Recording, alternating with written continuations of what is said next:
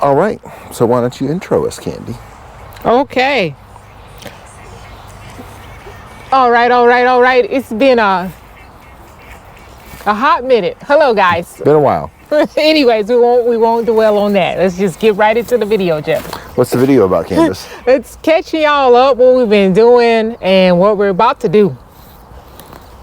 All right, so it's been a long time since we've been on here, and in that time we have spent a considerable amount of time in Pensacola, Florida. We bought a house there. We're currently Airbnb-ing it, hoping to maybe make a successful business out of it.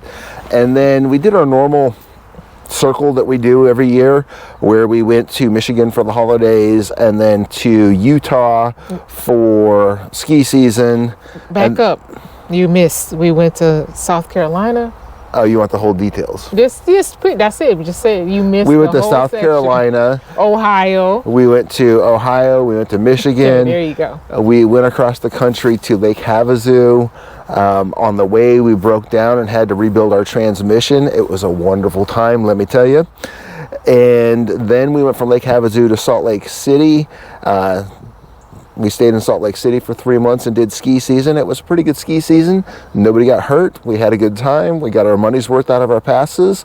And then we left Salt Lake and we went to Las Vegas, because that's like the hub of the west side of the United States. And we've got friends that live there. So we went there for a week to visit our friends. And then we made our way up to the Seattle area, where we're currently staying at Joint Base Lewis McChord, which, if you have access to military bases, Joint Base Lewis McChord is a wonderful military base. Very nice, lots of resources, good location, highly recommend it. They do have 14-day restrictions on your camping during season, but you can do 14 days, and if they have spots, which they do right now, you can extend for another week or two. And they've got 2 parks here. They've got Holiday Park, which we're not staying at. We prefer Holiday Park. And then they've got the Traveler Park, which is by the Outdoor Rec Center. The sites are a little bit funky here. We really do like Holiday Park, but the Travel Park is close to all the resources for Joint Base Lewis McChord. So as an aside, highly recommend, if you've got access to military bases, this is a good place to camp. And what are we doing this summer? We are making our second RV trip to Alaska. So that's one thing y'all can expect new on the channel.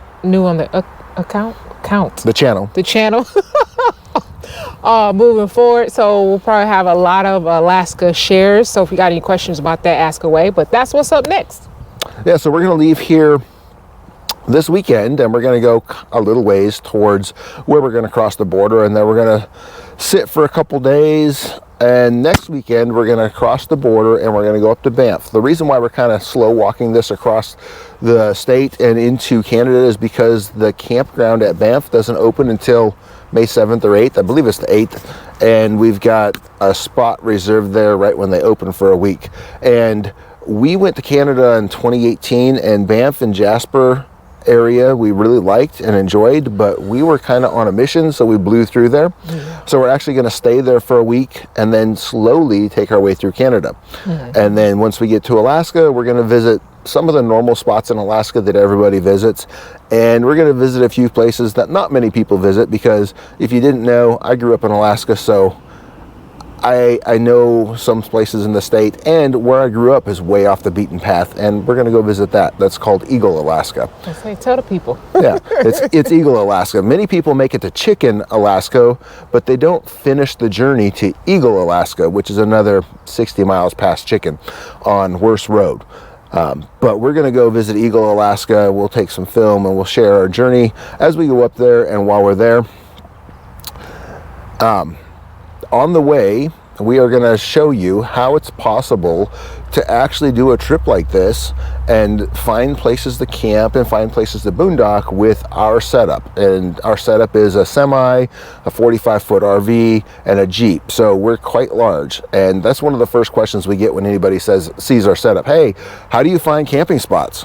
And really, we don't have that much problem. We just have to put a little bit more work into it, but it's not that hard.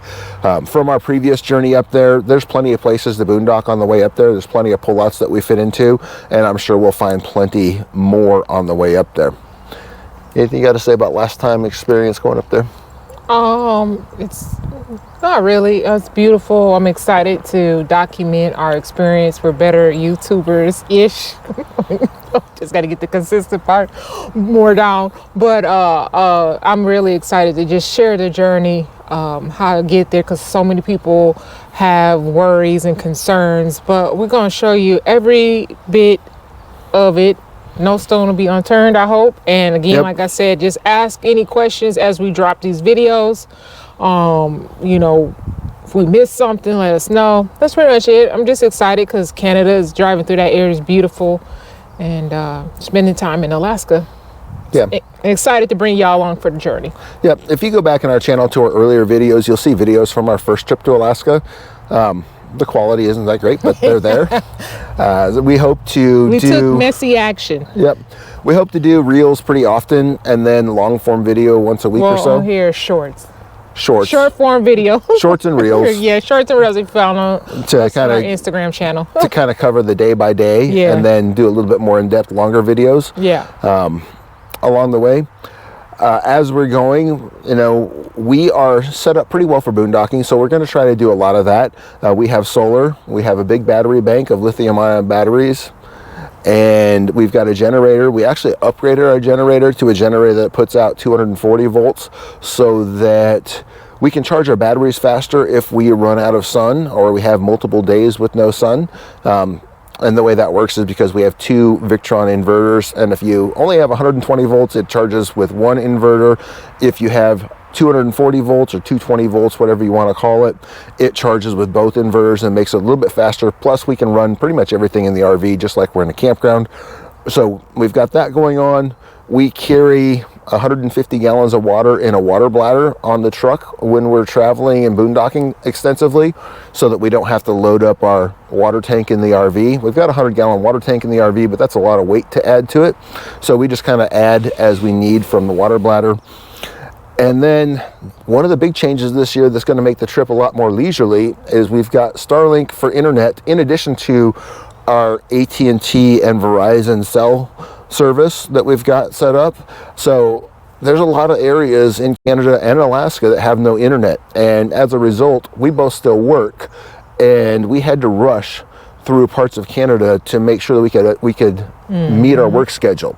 And we did some long days in order to get from internet to internet, and I'm hoping that Starlink will afford us the ability to take our time, find spots with, you know, no trees over us, point Starlink at the sky and have internet and be able to work out in the middle of nowhere where there's no cell service. So that's one big change we're looking forward to.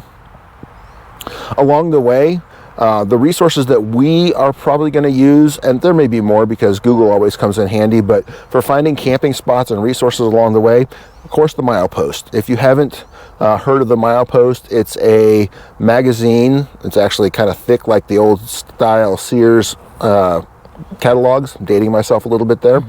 But it's a magazine that basically has what's at every single mile along the Alaska Highway and a bunch of the other highways that are up there, so that you can figure out where you want to go, what you want to see, where you're going to visit, and you can identify pullouts and stuff like that. If you combine the Milepost with Google Maps, you can find a lot of camping spots to stay at. Another resource we're going to use is the Days End directory. You can get access to that through the Escapees forum. If you hop on the Escapees forum, there's actually a section called Days End Directory.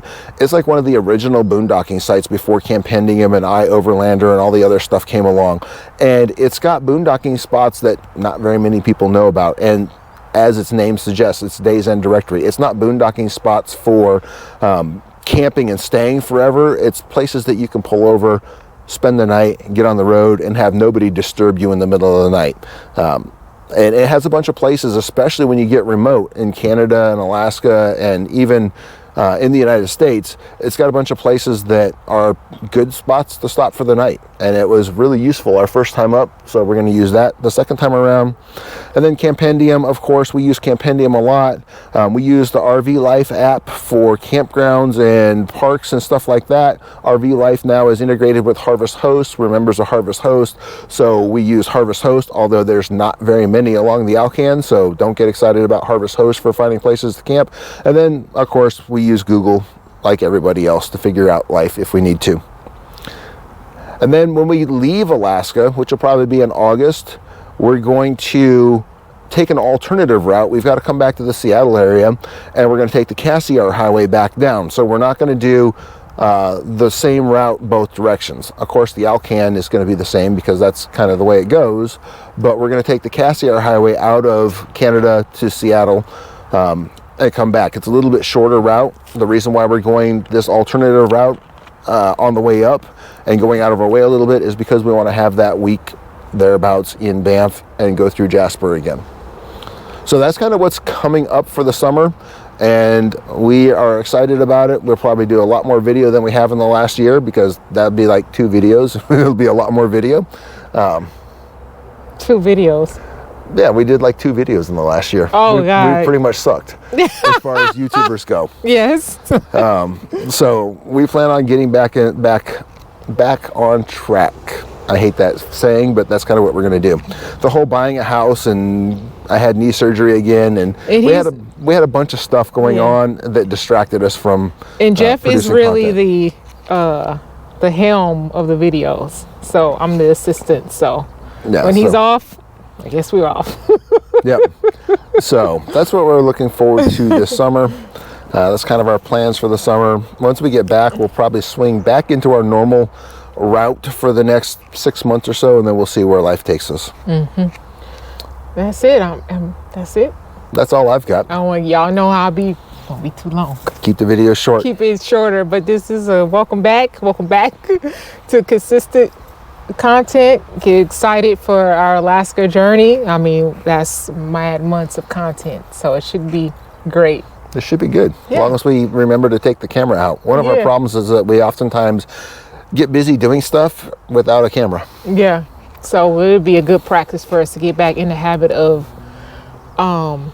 if anyone, you watching this and you know about content creation, you have to be on top of the camera thing. So it's a habit that we need to try to instill and keep with us. And keep doing it. Keep repetitive, turn the camera on when we need to, all that good stuff. But anyway, get excited. Anything else for Alaska? I'm so excited to share it with you. No, it should be a good time, and hopefully we can share some stuff that most people don't visit while we're up there. Yeah. Maybe share some experiences that most people don't experience. That's it. All right. Thanks for watching. Y'all know the YouTube stuff. Like, comment, subscribe, share. Be it ready for Alaska situations. Yep, videos. Alaska 2025. Yep. That's it. See y'all next time. See you in the next video.